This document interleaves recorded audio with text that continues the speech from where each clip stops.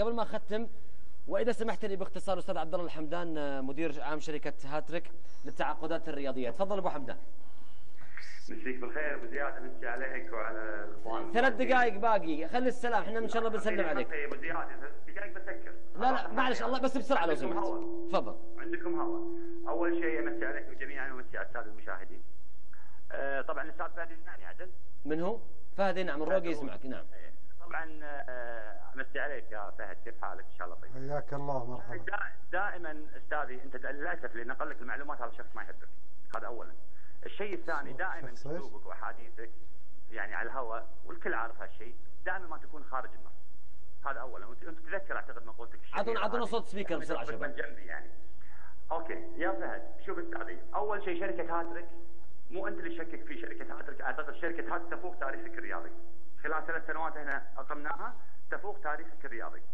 اقمنا مناسبات كبيره على مستوى الخليج العربي لا انت ولا غيرك يقدر يسويها، وهذا فضل من رب العالمين.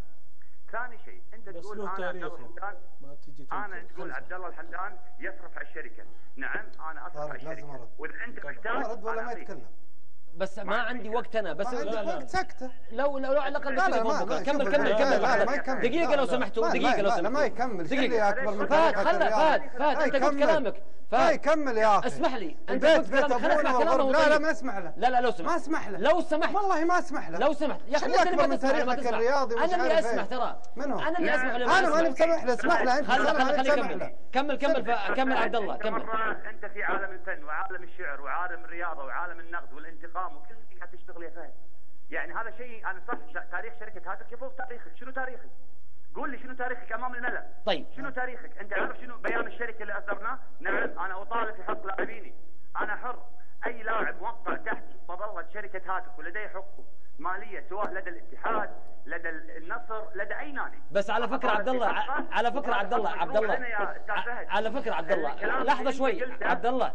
فهد الروقي لم يشكك بالشركه ولا بتاريخ الشركه، هو قال انه انا استغرب من هالناس كيف تتعامل مع شخص له 3 اسامي، هذا اللي قاله فهد الروقي ترى. فهد انا خاطب اختك سؤال، انا خاطب اختك عشان تسالني شنو اسمك؟ انا مو جاي طاق بابك ترى. اقول ولا لك علاقه فيني، عندي 20 طيب انت هذا سقيم عقل. لا ما يتكلم. خلي يكمل كلامه.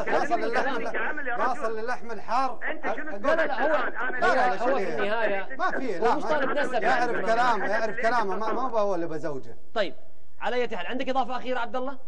ما عندي اضافه اخيره يا ابو زياد، بس اتمنى قناه لاين سبورت طبعا قناه لها كل احترام وتقدير والقائمين عليها.